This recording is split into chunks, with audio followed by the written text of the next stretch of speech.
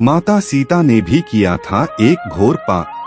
मित्रों, रामायण की कथा तो सभी ने सुनी या पढ़ी होगी, जिसमें श्री राम और माता सीता के जीवन से जुड़े पहलुओं को दिखाया गया है। उन्हीं में से एक कहानी में बताया गया है कि कैसे मर्यादा पुरुषोत्तम राम अपनी पत्नी सीता को एक धोबी की बातों में आकर अयोध्या छोड़कर जाने को कह दिया था। लेकिन क्या आपको पता है कि वो धोबी के रूप में जन्मा एक पक्षी था, जिसके श्राप की वजह से ही माता सीता को वन में भटकना पड़ा था। जी हाँ, आपने सही सुना, माता सीता को श्राप मिला था। आज हम आपको बताएंगे कि देवी सीता को किस पाप की सजा मिली जो उन्हें वन वन भटकना पड़ा। धरती की कोख से जन्मी थी सीता। मिथिला नगरी में जनक राजवंश राज करता था। उन्हीं में से एक राजा सीरध्वज थे। एक बार यज्ञ के लिए वो जमीन जोत रहे थे।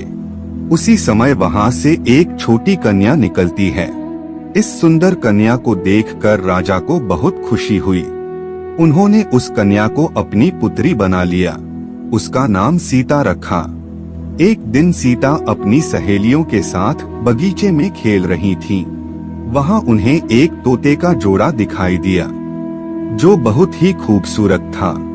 वे दोनों पक्षी एक पर्वत की चोटी पर बैठकर बातें कर रहे थे। पृथ्वी पर श्री राम नाम से विख्यात एक बड़े सुंदर राजा होंगे। उनकी महारानी का नाम सीता होगा। श्री राम सीता के साथ कई वर्षों तक राज्य करेंगी। धन्य हैं वे जानकी देवी और धन्य हैं वे श्री राम। माता सीता ने जानी प्रभु राम की कहानी। तोते की ऐसी बातें सुनकर सीता ने सोचा कि ये दोनों तो मेरे ही बारे में बातें कह रहे हैं।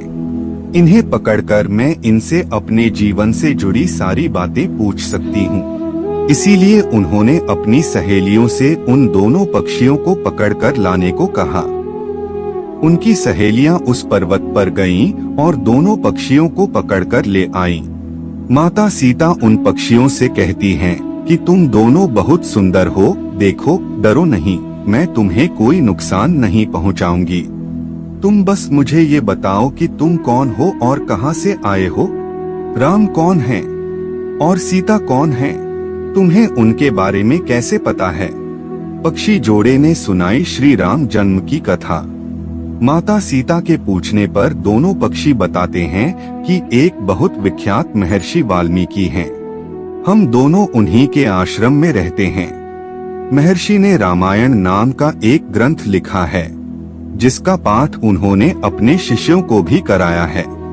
उन पक्षियों ने सीता को ये भी बताया कि इस ग्रंथ में महर्षि वाल्मीकि ने बताया है कि महर्षि ऋष्यशृंग के द्वारा किए गए पुत्रष्टि यज्ञ से प्रसन्न होकर भगवान विष्णु, राम, लक्ष्मण, भरत और शत्रुघ्न ये 4 मानव शरीर धारण कर पृथ्वी पर जन्म लेंगे। बड़े होने पर श्री राम महर्षि विश्वामित्र और अपने छोटे भाई लक्ष्मण के साथ हाथ में धनुष लिए मिथिला आएंगे और शिव जी के धनुष को तोड़कर सीता से विवाह करेंगे। राम और सीता का विवाह। फिर उस पक्षी के जोड़े ने कहा, हे सुंदरी, हमने तुम्हें सब कुछ बता दिया, अब हमें छोड़ दो, हम जाना चाहते हैं। पक्षियों की बातें सुनकर माता सीता के मन में और भी बातें जानने की इच्छा हुई। उन्होंने उन दोनों से पूछा कि राम कहाँ होंगे, वे किसके पुत्र हैं, कैसे वो मिथिला आकर जानकी से विवाह करेंगे। नर तोता बोला कि श्री रामचंद्र का मुख कमल के समान सुंदर, नेत्र बड़े बड़े और खिले हुए, नासिका ऊंची, पतली भुजाएं घुटनों तक, गला शंख के समान होगा। मैं उनका क्या वर्णन करूं, जिनके गुणों का बखान 100 मुख वाला भी नहीं कर सकता। दोनों पक्षी कहते हैं कि जानकी देवी धन्य हैं, जो जल्द ही रघुनाथ जी की पत्नी बनकर उनके साथ कई वर्ष तक राज करेंगी। लेकिन तुम कौन हो। पक्षियों की बातें सुनकर सीता ने कहा कि जिसे तुम लोग जानकी कह रहे हो वो मैं ही हूँ।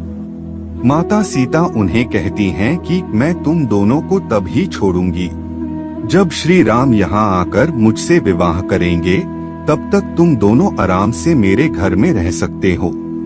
ये सुनकर मादा तोता जानकी से कहती कि हम वन के पक्षी हैं, हमें घर में सुख नहीं मिलेगा। मैं गर्भवती हूँ, मुझे जाने दो, मैं अपने स्थान पर जाकर बच्चे पैदा करूँगी।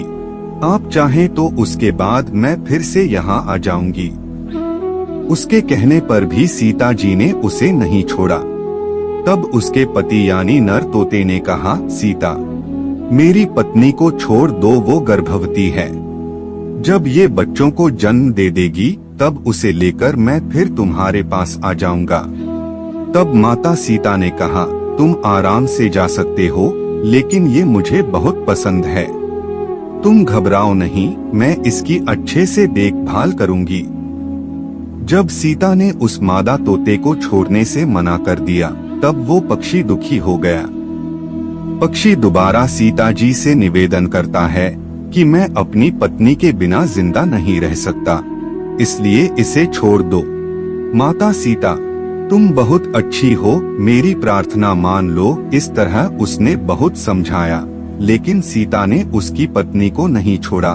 तब मादा पक्षी ने क्रोध में सीता को श्राप दिया कि अरे, जिस प्रकार तू मुझे इस समय अपने पति से अलग कर रही है, वैसे ही तुझे भी स्वयं गर्भवती की अवस्था में श्री राम से अलग होना पड़ेगा।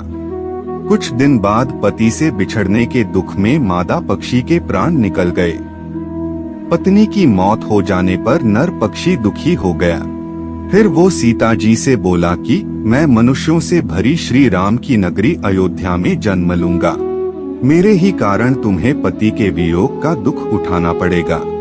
ये कहकर वो वहाँ से उड़ जाता है। कुछ साल बाद उसका जन्म अयोध्या में धोबी के घर हुआ। उस धोबी के कारण ही सीता जी का अपमान हुआ। उन्हें अपने पति श्री राम से अलग होना पड़ा।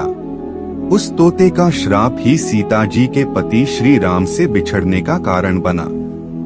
इसीलिए जब माता सीता गर्भवती थीं, तो उन्हें भी पति से दूर वन में रहना पड़ता है। आपने अक्सर लोगों को कहते सुना होगा कि हमें हमारे कर्मों का फल हमें यहीं मिलता है। इस कहानी से ये बात सिद्ध भी हो जाती है कि कर्म के फल से कोई भी नहीं बच सकता, फिर चाहे वो भगवान राम हो या सीता, सभी को अपने कर्मों को फल भोगना पड़ता है। तो दोस्तों, आज के वीडियो में बस इतना ही। उम्मीद है आपको यह वीडियो पसंद आई होगी। अगर पसंद आई होगी तो वीडियो को लाइक करना मत भूलिएगा। धन्यवाद।